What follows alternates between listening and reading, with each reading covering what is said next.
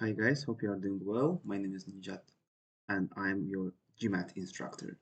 So today we will talk about the GMAT structure, GMAT focus particularly, and we will discuss the question types and the exam format. So first of all, let's talk about the exam structure. So the exam itself consists of three parts. It's quantitative reasoning, which is math, verbal, the verbal section, and data insights. So let's analyze how many questions you have. So in quant or quantitative reasoning, you have 21 questions, and this part lasts 45 minutes. The second part, verbal reasoning, has just 23 questions, and there are different question types. You have around 45 minutes to complete it. And in data insights, you have 20 questions, and you have the overall of 45 minutes to answer them. Let's analyze quantitative reasoning. The quant section. Yeah. So let's look at the quant section first. In quant, you have only one question type. It's called problem solving. So you are basically given the question, the problem, and you have five answers. One of them is correct. So in verbal, you have two types of questions. Reading comprehension, where you basically have a passage and you have two, three, or four questions based on this passage, and you have to answer them like these questions. You also have five options, and one of them is correct. The second question type that you are given in the reading section is critical reasoning questions. So you are given the argument that consists of the background information and conclusion, and based on the instructions that are given in your question, let's say how you would strengthen, weaken, what does this argument assume, and so on, you have to answer it. You are also provided with five questions, options, and you have to choose one correct. Data insights is the mixture of math and analysis. So it's basically the combination of data sufficiency questions and integrated reasoning that was on the GMAT previously. So data sufficiency questions is the question type that gives you one question and two statements.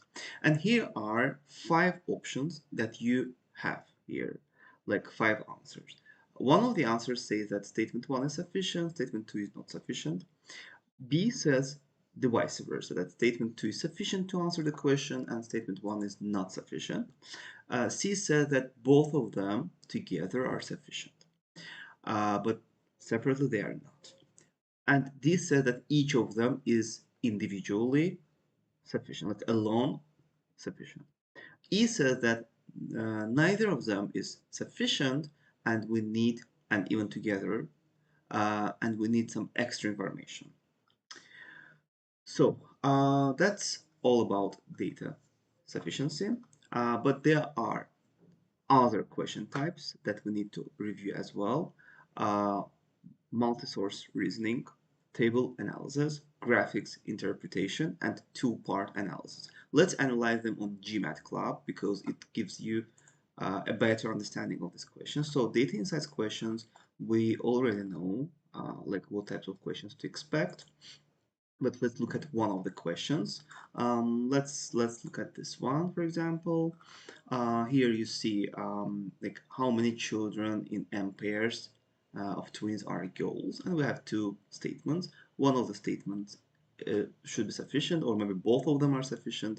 So if you analyze, if you see that, so the so if we analyze this question, we will see that the answer C is correct, which means that two statements together should give a firm answer, like the exact answer. That's why the answer will be C. Statement 1 and statement 2 together are sufficient. Don't worry, during the exam, you are always provided with this option, so you don't have to memorize this. All right.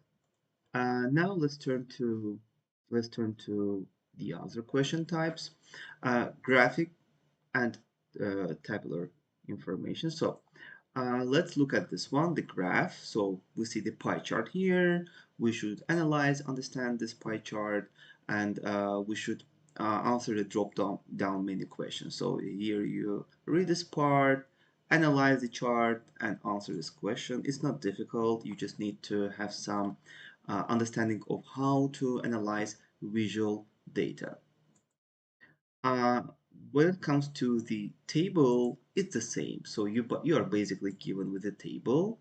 By the way, this table you can categorize as you want because sometimes there are some ranking questions that you need to answer. For example, the one that like let's say the one like which month are the month with the lowest reported cases below 10, for example. It's only September and it's only about botulism.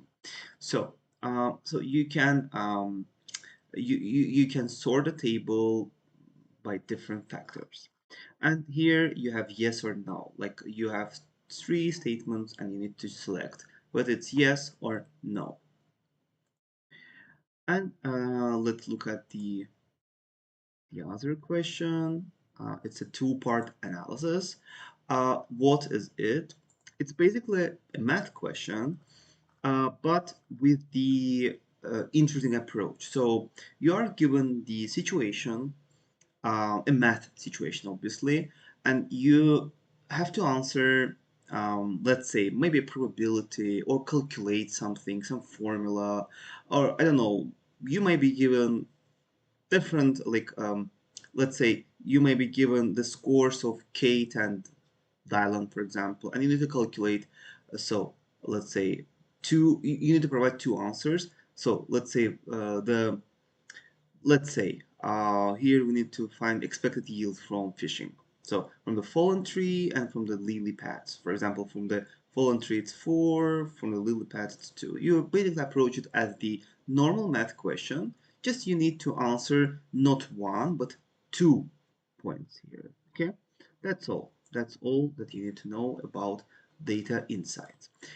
Basically, the biggest part, the majority of questions in data insights are data sufficiency questions, but the other ones are also given. So if we consider that there are 20 questions in data sufficiency, data insights, so around half of them is data sufficiency questions, and the other ones are given like 2 to 3 questions. That's all regarding the GMAT structure.